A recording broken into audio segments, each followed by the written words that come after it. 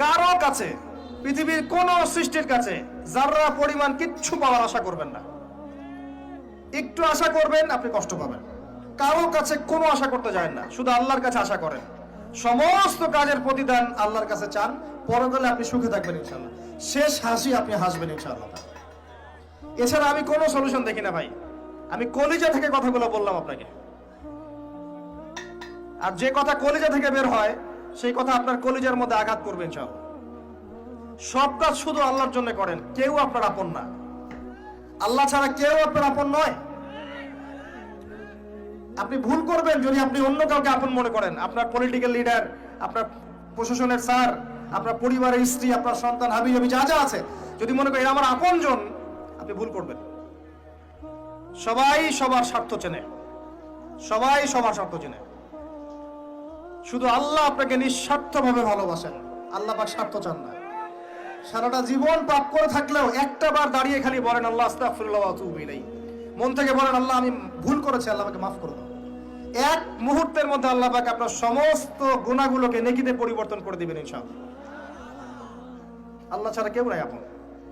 আল্লাহর জন্য খালেস করে ফেলেন নিজেকে, তার দ্বীনের জন্য চেষ্টা করেন। তার দ্বীন আজকে অবহেলিত, তার দ্বীন আজকে অপদস্থ। সারা বিশ্বের বুকে আজকে মুসলিমরা নির্যাতিত, নিপীড়িত। দ্বীনকে এগিয়ে নেওয়ার জন্য কিছু করেন। আপনার ক্ষুদ্র ক্ষুদ্র প্রচেষ্টা ইনশাআল্লাহ আগামী দিন ইসলামের বড় বিজয় নিয়ে আসবে। দ্বীনের জন্য খালেস করে ফেলেন নিজেকে। আপনার সময় আছে এখন, জ্ঞান অর্জন করেন, জ্ঞান অর্জন করেন, পড়াশোনা করেন, আলেম ওলামার কাছে গিয়ে ক্লাসিক্যাল বইগুলো পড়েন, প্রজেক্ট রেডি করেন, দাওয়াতি কাজ করেন, বই লিখেন, বক্তব্য দেন, দ্বীনের জন্য করেন। আপনাকে আপনার দুনিয়া আল্লাহ গুছিয়ে দিবেন ইনশাআল্লাহ। দুনিয়া আল্লাহ গুছিয়ে দিবেন ইনশাআল্লাহ। আপনি দ্বীনের জন্য খালেস করে ফেলেন নিজেকে, আল্লাহর দ্বীনের হয়ে যান। এবং দুনিয়া যে কাজগুলো করবেন শুধু আল্লাহ সন্তুষ্টির জন্য করবেন, কারো কাছে কিচ্ছু পাওয়ার আশা করবেন না। দেখবেন ইনশাআল্লাহ আপনি সুখে থাকবেন। একটা পর্যায়ে গিয়ে নূহ আলাইহিস সালামকে বলতে হয়েছে রব্বি আন্নী মাগলুবুন ফান্তাসির। আল্লাহ 950 বছর দাওয়াত দিলাম, মানুষ কথা শোনে না, মানুষ শোনেই না। 950 বছর দাওয়াত দিলাম, আল্লাহ আমার পরিবারের লোকও কথা শোনে না। আল্লাহ আমি পরাজিত, তুমি আমাকে সাহায্য করো। একটা পর্যায়ে গিয়ে লূত আলাইহিস সালামকেও তার স্ত্রী সন্তান ছেড়ে চলে যেতে হলো। একটা পর্যায়ে গিয়ে ইব্রাহিম আলাইহিস সালামকে তার বাবাকে ছেড়ে চলে যেতে হলো। একটা পর্যায়ে গিয়ে আসহাবুল কাহফকে সমাজ থেকে চলে যেতে হলো দূরে। একটা পর্যায়ে গিয়ে মুহাম্মদ সাল্লাল্লাহু আলাইহি ওয়াসাল্লামকে হিজরত করে চলে যেতে হলো, সাথে কেউ ছিল না।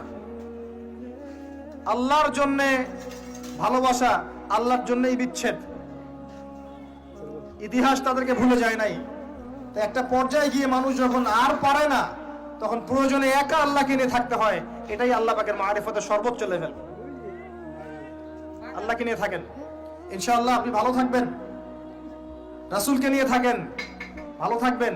তার সুন্নাহকে নিয়ে থাকেন, ভালো থাকবেন। তার দ্বীনকে নিয়ে থাকেন, দ্বীনের জ্ঞান অর্জন করেন, দ্বীনটাকে প্রচার করার চেষ্টা করেন, দ্বীনটাকে প্রতিষ্ঠা করার চেষ্টা করেন।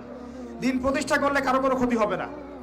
শৈথিল্যতাবাদী হবেন না, আবার চরমপন্থী হবেন না, জঙ্গি সন্ত্রাসী হয়ে যাবেন না। মধ্যম পন্থায় দ্বীনটাকে নিয়ে গিয়ে যাবেন, মধ্যম পন্থায় এগিয়ে যাবেন, ধীরে ধীরে সবরের সাথে। একটা লেকচারে বলেছিলাম, আমাকে 3টা নসিহত করেছিলেন একজন আলেম। বলেছিলেন প্রথমে